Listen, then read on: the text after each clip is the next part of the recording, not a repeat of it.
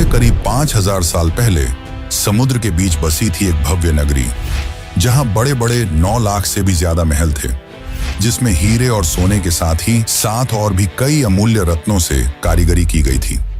यह शहर इतनी ज्यादा वेल प्लान थी कि आज के बड़े बड़े शहर इसके सामने फेल हैं। लेकिन फिर एक दिन अचानक यह भव्य शहर देखते ही देखते समुद्र में समा गया। अब समय में आगे आते हैं। यह बात है 1983 की। गुजरात के ओखा तट के पास अरब सागर की लहरें एक अजीब सी बेचैनी के साथ किनारे से टकरा रही थी। भारतीय पुरातत्वविदों की एक टीम गोताखोरी के उपकरणों से लैस समुद्र की सतह पर खड़ी थी। किसी को नहीं पता था कि कुछ ही क्षणों बाद वे एक ऐसा दृश्य देखने वाले हैं जो इतिहास की धारणाओं को हिला देगा। जैसे ही उन्होंने समुद्र की नीली गहराइयों में छलांग लगाई, नीचे उतरते ही रेत, चट्टानों और पत्थरों के बीच उन्हें कुछ अननेचुरल दिखाई दिया, कुछ ऐसा जो किसी समय की गवाही देता था। उनका शरीर थम गया, सांसें रुक गईं और आंखों के सामने जो दृश्य था उसने इस सवाल को जन्म दिया, क्या ये वही नगरी है जिसका जिक्र हजारों साल पुरानी किताबों में हुआ है? क्या सचमुच समुद्र की गहराइयों में एक पूरा शहर दफन है? उनके सामने जो दृश्य था उसे देखकर वे दंग रह गए। बड़ी बड़ी चट्टानें, ऊंची ऊंची दीवारें जिनमें भव्य कारीगरी की गई थी, मानो पानी के अंदर पूरा शहर बसा हो। यह कुछ और नहीं बल्कि यह थी श्री कृष्ण की डूबी हुई नगरी द्वारका। दोस्तों, बहुत पहले से ही महाभारत और रामायण जैसे दिव्य ग्रंथों को मिथ यानी कि किस्से और कहानियों की तरह बताया जाता है, और उन्हीं एक किस्से कहानियों में लिखी थी इस भव्य नगरी द्वारका के बारे में, और इसे भी बहुत समय से काल्पनिक कहानी की तरह ही बताया गया। लेकिन जब 1983 में डॉक्टर SR राव और उनकी टीम ने इस नगरी को खोज निकाला, तो इसने उन लोगों को सोचने पर मजबूर कर दिया जो इसे सिर्फ मिथ मानते थे। डॉक्टर SR राव ने डिटेल्ड आर्कियोलॉजिकल सर्वे और रिसर्च के बाद यह कंफर्म किया कि यह वही द्वारका नगरी है जिसका वर्णन महाभारत और हरिवंश पुराण में मिलता है। तो आखिर ऐसा क्या हुआ कि द्वारका जैसी समृद्ध शहर एक ही झटके में पानी के अंदर समा गई, और रिसर्च के दौरान डॉक्टर राव और अन्य आर्कियोलॉजिस्ट को ऐसा क्या मिला जिसने उन्हें चौंका के रख दिया? तो आज की इस डॉक्यूमेंट्री में हम जानेंगे उस द्वारका के निर्माण की कहानी जिसे समुद्र की लहरों को भी पीछे छोड़ देना पड़ा था, उस श्राप की सच्चाई जिसे सुनकर स्वर्ग तक कांप उठे थे, और उस ऐतिहासिक खोज की पूरी प्रक्रिया जिसने सदियों पुरानी पौराणिक कथाओं को जमीन या कहिए समुद्र पर लाकर रख दिया। हम जानेंगे कि कैसे डॉक्टर SR राव और उनकी टीम ने समुद्र की गहराइयों में उतरकर उस नगरी के अवशेष खोज निकाले जिसे लोग सिर्फ कहानी मानते थे। हम यह भी देखेंगे कि कैसे आधुनिक काल में वैज्ञानिकों ने समुद्री तल में हजारों साल पुरानी दीवारें, स्तंभ, लंगर और कलाकृतियां खोजी जिनकी तारीखें महाभारत युद्ध से मेल खाती हैं। तो चलिए इस रोमांचक सफर की शुरुआत करते हैं, जहां पुराण, पुरातत्व और विज्ञान मिलकर उस नगरी की कहानी सुनाएंगे जो हजारों साल पहले स्वर्णिम थी, फिर श्रापित हुई और अंत में लहरों में समा गई। लेकिन उससे पहले अगर आपको वीडियो अच्छी लग रही है तो इसे लाइक करके कमेंट में हरे कृष्णा जरूर लिखें।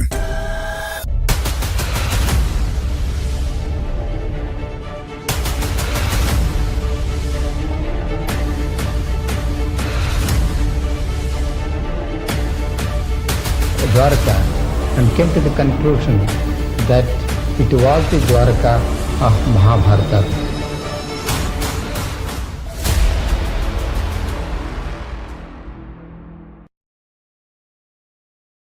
बहुत समय पहले जब मथुरा में कंस का आतंक अपनी चरम पर था, तब श्री कृष्ण ने कंस का वध कर नगरवासियों को उसके अत्याचार से मुक्त किया, जिसके बाद श्री कृष्ण मथुरा में ही बस गए। लेकिन कंस की मृत्यु से क्रोधित होकर कंस के ससुर जरासंध ने मथुरा पर लगभग 17 बार हमले किए।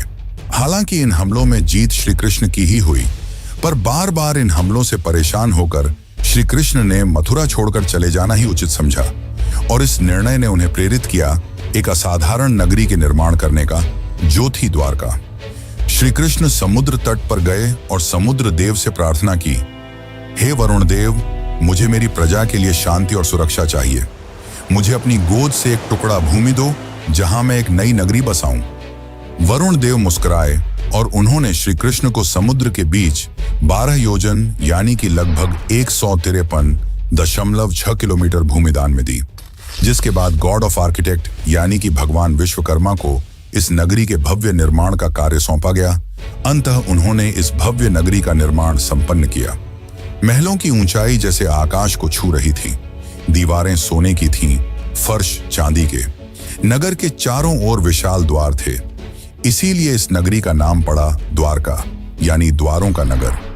हवाओं में सुगंधित फूलों की खुशबू थी, गलियों में मोर नाचते थे और बीचों बीच बना श्री कृष्ण का महल तो ऐसा प्रतीत होता था मानो स्वर्ग पृथ्वी पर उतर आया हो। नगर की सड़कों को इस तरह से बनाया गया था कि वे सीधे बंदरगाह तक पहुंचती थीं। समुद्र से व्यापार के लिए विशेष गोदियां बनाई गईं, जहां जहाज आसानी से आ जा सकें।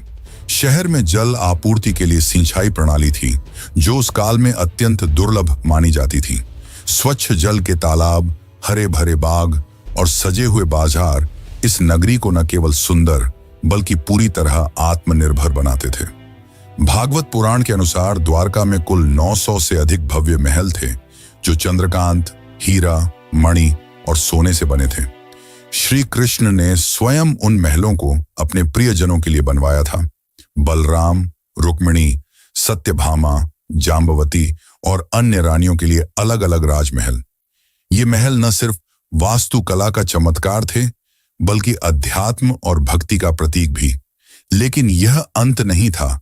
अब शुरू होने वाला है वो अध्याय जिसने द्वारका को कालातीत बना दिया। एक ऐसा नगर जिसे स्वयं भगवान ने बसाया, देवताओं ने सजाया और समय ने इतिहास में दर्ज कर दिया। लेकिन जहां निर्माण होता है, वहीं विनाश भी इंतजार करता है। द्वारका की यह स्वर्ण गाथा आगे चलकर एक ऐसे श्राप की छाया में डूबेगी जिसकी कल्पना तक किसी ने न की थी। महाभारत का युद्ध समाप्त हो चुका था। धूल में लथपथ योद्धाओं के शव, बिखरे हुए अस्त्र शस्त्र और खून से लाल धरती, कौरवों का विनाश हो चुका था। अपने पुत्रों की यह दशा देखकर गांधारी काफी क्रोधित हो गई। उनका मानना था कि यदि श्री कृष्ण चाहते तो यह युद्ध होता ही नहीं, परंतु उन्होंने ऐसा नहीं किया। जिससे क्रोधित होकर गांधारी ने श्री कृष्ण को श्राप दिया कि जिस प्रकार मेरे वंश का विनाश हुआ है, ठीक उसी प्रकार तुम्हारे भी वंश का विनाश हो जाएगा। इस श्राप ने यदुवंश के विनाश की नींव रख दी। लेकिन एक और कारण है जिसके चलते द्वारका का विनाश हुआ। दरअसल एक समय की बात है, द्वारका के पास एक स्थल जिसका नाम पिंडारक था, वहां एक दिन प्रमुख ऋषिगण पधारे। इनमें विश्वामित्र, वशिष्ठ, नारद, कण्व, दुर्वासा जैसे महान ऋषि मुनि उपस्थित थे। उन ऋषियों को देख श्री कृष्ण के पुत्र सांब और उसके कुछ मित्रों ने मिलकर शरारत करने की सोची। सांब ने एक गर्भवती स्त्री का रूप धारण कर लिया और उन ऋषियों के पास पहुंचे। इस बात से अनजान कि वे ऋषि कोई साधारण साधु संत नहीं, बल्कि त्रिकालदर्शी थे, जिन्हें सब कुछ मालूम था। सांब और उसके मित्र उनके निकट गए और उनकी तपस्या भंग कर ऋषियों से अपने होने वाले बच्चे के बारे में पूछने लगे। अपना इस तरह अपमान होता देख मुनिगण गुस्सा हो गए और उन्होंने सांब को यह श्राप दिया कि तुम एक लोहे के मुशल को जन्म दोगे जो यदुवंश के विनाश का कारण बनेगी। सांब और उनके साथी भयभीत हो उठे। उन्होंने माफी मांगी, पर अब कुछ नहीं हो सकता था। कुछ दिनों बाद वही हुआ जो भविष्यवाणी की गई थी। जब सांब सुबह उठा तो उसके कपड़ों में एक भारी भरकम मुशल मिला। यह दृश्य देख यदुवंशी चिंतित हो उठे और जब यह बात श्री कृष्ण के नाना राजा उग्रसेन को पता चली तो उन्होंने मुशल के छोटे छोटे टुकड़े कर समुद्र में फेंकने का आदेश दिया। और जैसे ही यह टुकड़े समुद्र में फेंके गए, एक विशाल मछली ने वह टुकड़े खा लिए। कुछ समय बाद जब कुछ मछुआरों ने उस मछली को पकड़ा और जब उसे काटा गया तो उसके पेट से लोहे के टुकड़े निकले। उन मछुआरों ने वह टुकड़े एक जरा नामक शिकारी को बेच दिए। अब वह शिकारी इन टुकड़ों से अपनी तीर बना रहा था और दूसरी ओर द्वारका में स्थिति धीरे धीरे खराब होने लगी थी। गांधारी के श्राप का असर दिखाई देने लगा था। जैसे जैसे समय बीतता गया, यदुवंश के लोगों में अहंकार बढ़ता गया। भोग विलास, मदिरा और दुराचार ने धर्म और मर्यादा का स्थान ले लिया था। नैतिकता समाप्त हो चुकी थी। फिर एक दिन, जिसे आज भी प्रभास त्रिकाल के नाम से जाना जाता है, यदुवंश के वीरों ने समुद्र किनारे एक उत्सव आयोजित किया। शराब, घमंड और गाली गलौच ने मिलकर उस उत्सव को युद्ध भूमि में बदल दिया। वे आपस में ही लड़ने लगे। जिन हथियारों से उन्होंने युद्ध जीते थे, उन्हीं से वे एक दूसरे को मारने लगे। श्री कृष्ण समझ चुके थे कि अब विनाश निकट है, जिसके पश्चात वे वन की ओर चल पड़े और वहां एक वृक्ष के नीचे विश्राम करने लगे। तभी वहां वह शिकारी पहुंचा जिसने उस मुशल के टुकड़े से तीर बनाए थे। उस शिकारी ने श्री कृष्ण को हिरण समझकर उन पर तीर चला दी, और जैसे ही तीर श्री कृष्ण के पैरों में लगी, उन्होंने यह लोक त्याग दिया और उनके मृत्यु के साथ ही पूरी द्वारका नगरी पानी में समा गई। इस प्रकार द्वारका का वह वैभवशाली अध्याय समाप्त हुआ। वह नगर जिसे स्वयं भगवान ने बसाया था, जिसने एक युग देखा था, अब रह गया केवल शास्त्रों के पन्नों में और समुद्र की खामोशी में छिपी एक अमर स्मृति के रूप में। लेकिन क्या यह अंत है? क्या हुआ श्री कृष्ण के मृत्यु के पश्चात, और क्यों श्री कृष्ण आज भी जिंदा हैं? अर्जुन ने क्या भूमिका निभाई? ये सब जानने से पहले हम ये जान लेते हैं कि आज के समय में कहानी कही जाने वाली द्वारका नगरी को कैसे खोज निकाला गया, और क्या सच में यह वही द्वारका नगरी है जो श्री कृष्ण ने बनवाई थी? तो चलिए अब जानते हैं इसका असली इतिहास और रहस्य। लेकिन उससे पहले, अगर आपको यह वीडियो ज्ञानपूर्वक लग रही है तो इसे अपने दोस्तों, रिश्तेदारों और अन्य भक्तों को जरूर शेयर करें। बहुत लंबे समय तक द्वारका को सिर्फ एक पौराणिक नगरी माना जाता था। श्रीमद् भागवत पुराण, विष्णु पुराण, हरिवंश पुराण और महाभारत में इसके भव्य विवरण तो थे, लेकिन भौगोलिक रूप से यह कहां थी, यह रहस्य बना हुआ था। अधिकांश विद्वान मानते थे कि यह एक धार्मिक कथा बस है, कोई ऐतिहासिक सच्चाई नहीं। लेकिन यह सोच पहली बार 1930 के आसपास हिली, जब गुजरात के सौराष्ट्र इलाके में कुछ मछुआरों और गोताखोरों ने समुद्र के अंदर अजीब पत्थरों और ढांचों को देखने की बात बताई। यहां तक कि कुछ पायलटों ने, जो अरब सागर के ऊपर उड़ान भर रहे थे, बताया कि उन्होंने पानी के नीचे सीधी रेखाओं जैसी आकृतियां देखी हैं, जैसे कोई पुराना शहर हो। यहीं से उस राज की तलाश शुरू हुई जिसने एक प्राचीन कहानी को एक खोज में बदल दिया। फिर आया साल 1963, जब भारतीय पुरातत्व सर्वेक्षण विभाग यानी कि ASI ने पहली बार बेट द्वारका के पास खुदाई शुरू की। ये वही इलाका था जिसे स्थानीय लोग सदियों से भगवान श्री कृष्ण की नगरी मानते आए थे। खुदाई में वहां से कई प्राचीन बर्तन, मूर्तियां और पक्के ढांचे मिले। इससे ये तो साबित हो गया कि यह जगह काफी पुरानी है, लेकिन इससे द्वारका की असली पहचान अभी भी पूरी तरह साफ नहीं हुई थी। इसके कुछ साल बाद 1970 के दशक में एक और बड़ा सुराग मिला। जामनगर के सरकारी रिकॉर्ड में एक प्राचीन ताम्रपत्र का जिक्र था, जो करीब 6ठी शताब्दी का बताया गया। यह ताम्रपत्र सिंधदत्य नाम के राजा से जुड़ा था और उसमें साफ साफ लिखा था कि यहाँ भगवान श्री कृष्ण निवास करते थे। यह ऐसा पहला ऐतिहासिक दस्तावेज था जिसमें धर्म और इतिहास आपस में जुड़ते नजर आए। इससे इतिहासकारों को पहली बार यह लगा कि द्वारका सिर्फ एक कल्पना नहीं, बल्कि शायद एक खोया हुआ सच है। इसके बाद इस खोज को सही दिशा दी SR राव ने। वे ASI के वरिष्ठ अधिकारी थे और भारत के शुरुआती समुद्री पुरातत्वविदों में से एक माने जाते हैं। उन्हें महाभारत और पुराने ग्रंथों की बातों पर भरोसा था। उन्होंने उन विवरणों की तुलना आधुनिक समुद्री नक्शों से की और पाया कि अगर द्वारका सच में कभी बसी थी तो वह गुजरात के पश्चिमी तट पर ही रही होगी।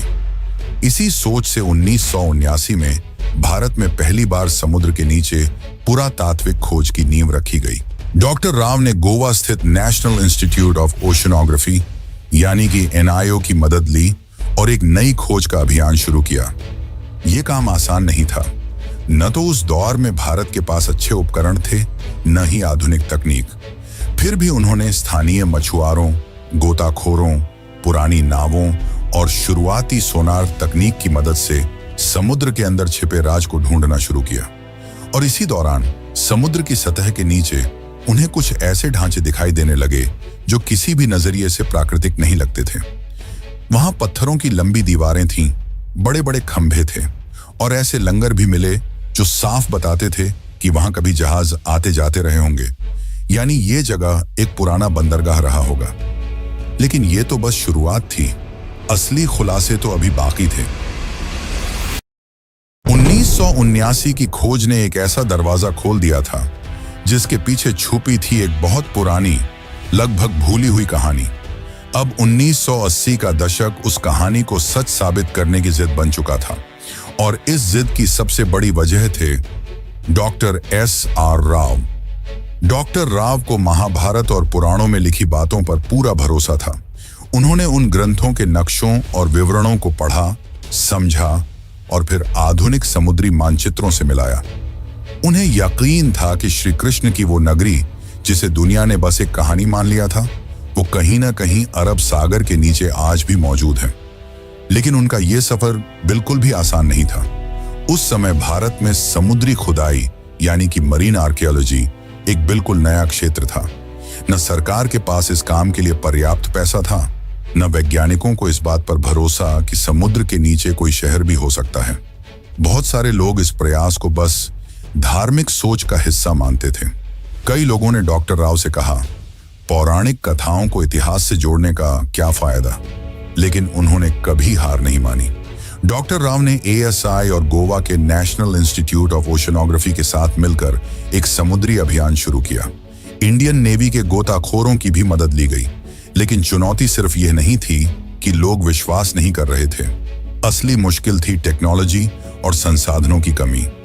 उस समय न तो सोनर जैसी आधुनिक तकनीक थी, न ही पानी के अंदर काम करने वाले रोबोट्स। डाइवर्स को अपने हाथों से समुद्र की सतह को टटोलना पड़ता था। 1980 के दशक में, यानी लगभग 40 साल पहले, समुद्र में जाकर खुदाई करना कोई आसान काम नहीं था। इसके लिए archaeologist, divers, oceanographers, under water photographers, historians, geologist और बहुत से टेक्नीशियनों की जरूरत होती थी। इतनी बड़ी टीम को बनाना और उन्हें काम पर लगाना अपने आप में एक बड़ा काम था। फिर भी राव ने हार नहीं मानी। फंडिंग की इतनी कमी थी कि उन्होंने अपने वेतन से टीम का खाना तक खरीदा। उन्होंने सिर्फ 800 रुपये में एक्सपीडिशन शुरू किया था, और ये भी उन्हें छोटे छोटे फंड्स इकट्ठा करके मिले थे। वह चाहते थे कि सरकार एक स्थायी समुद्री पुरातात्विक इकाई बनाए, लेकिन यह इतना भी आसान नहीं था। 1983 से 1992 के बीच राव की टीम ने लगभग 12 बार समुद्र में जाकर खुदाई की।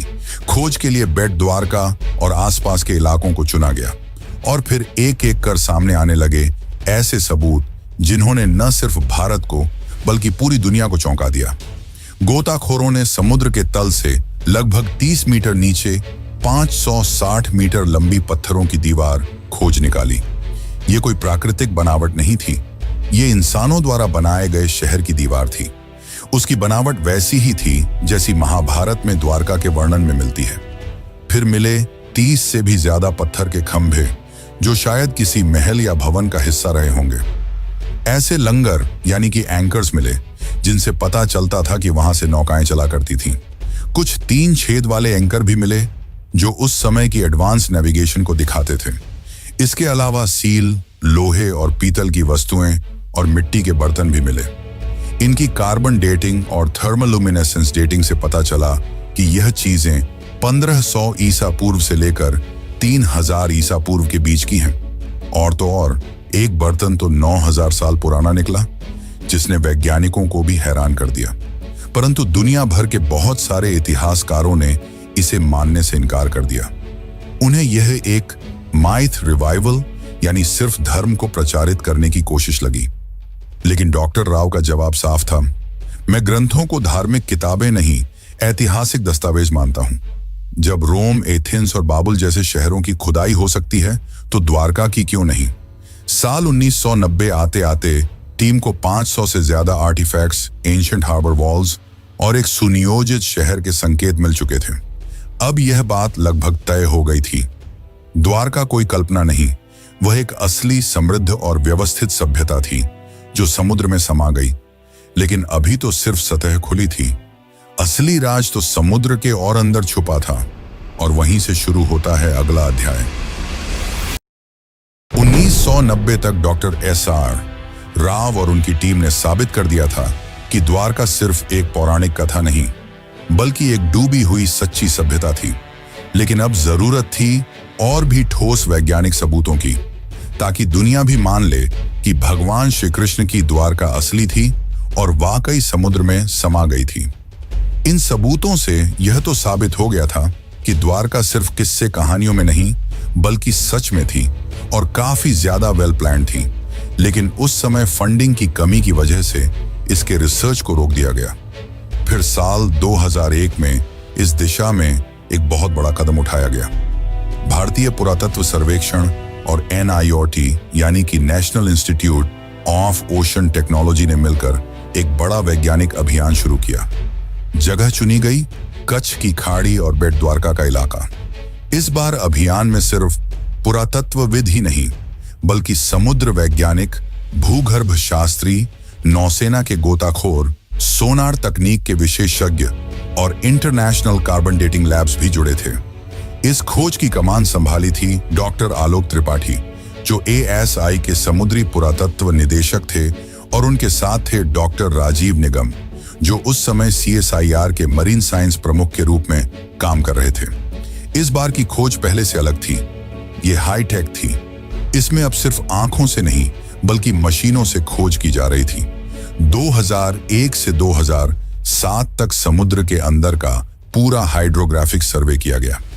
एडवांस सोनार और सब बॉटम प्रोफाइलर जैसे मॉडर्न उपकरणों से समुद्र की परतों का डिजिटल नक्शा बनाया गया।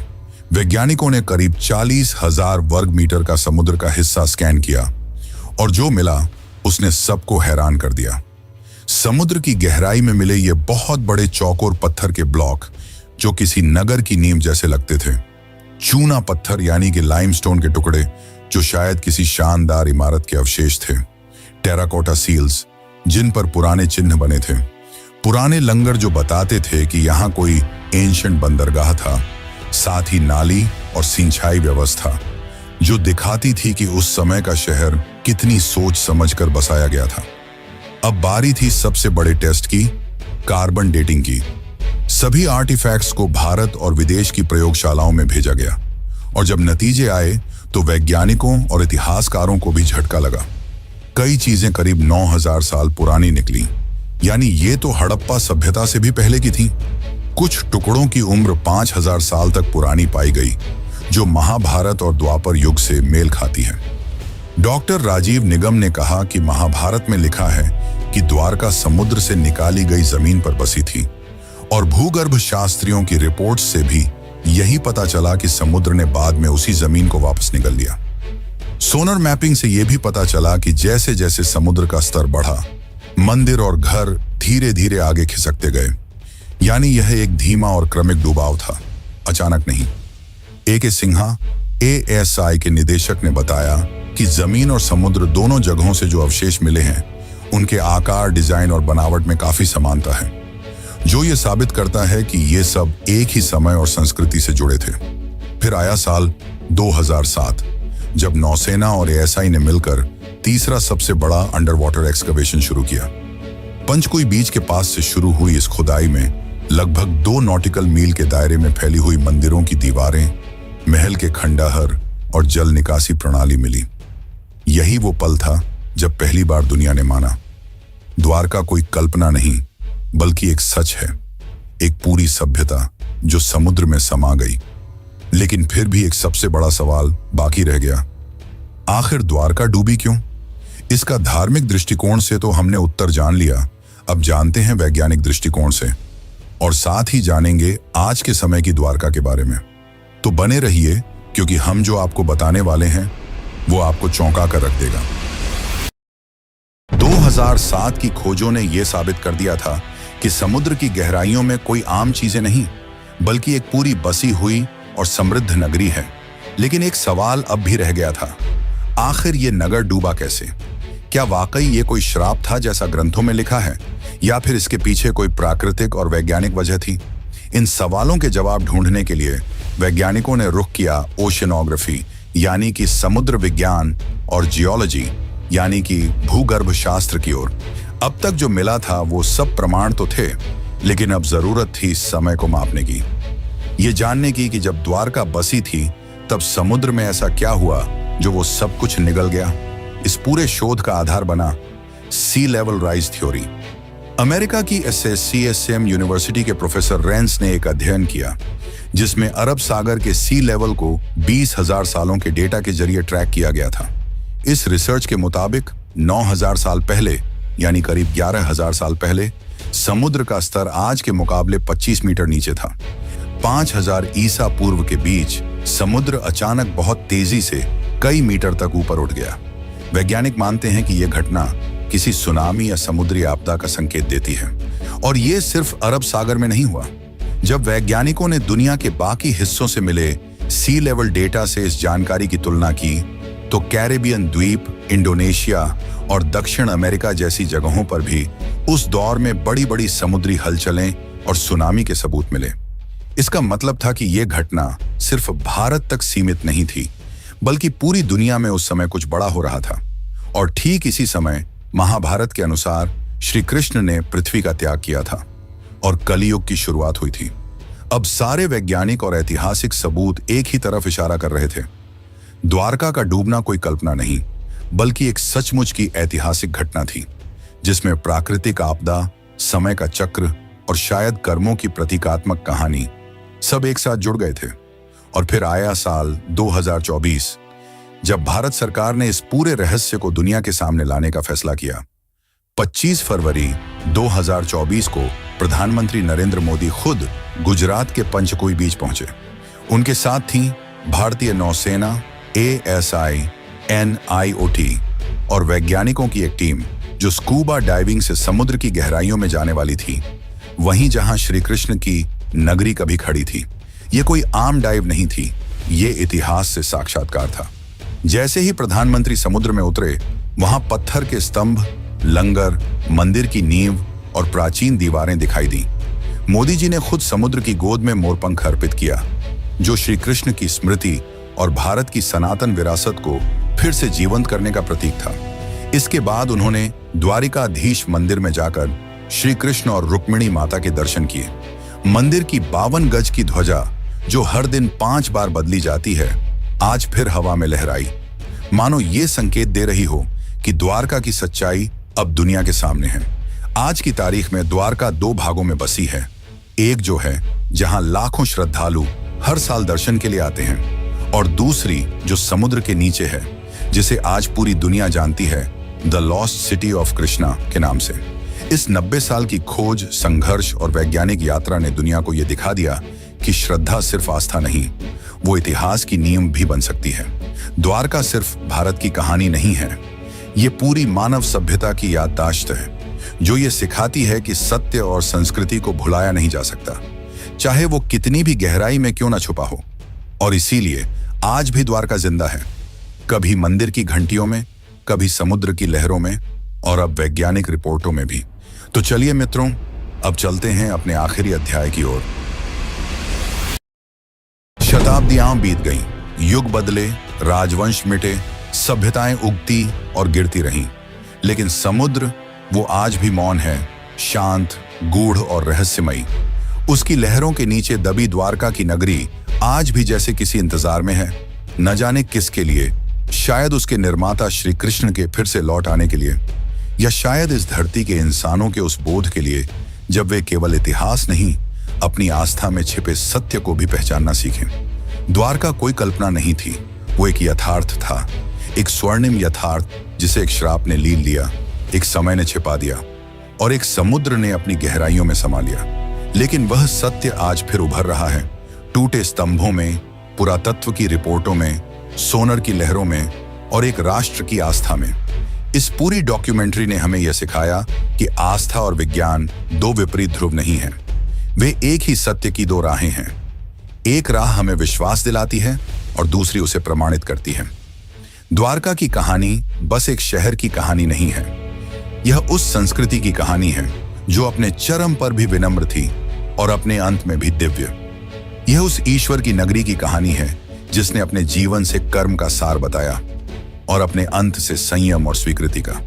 और जब अगली बार आप समुद्र की लहरों को देखें, जरा ठहरिएगा, शायद किसी अगाध गहराई से आपको कोई बांसुरी की धुन सुनाई दे। शायद वो द्वारकाधीश अब भी आपको पुकार रहे हों, अपने नगर से, अपने सत्य से, क्योंकि कुछ कहानियां खत्म नहीं होती, वे सिर्फ इंतजार करती हैं दोबारा जगाए जाने का। जय द्वारकाधीश।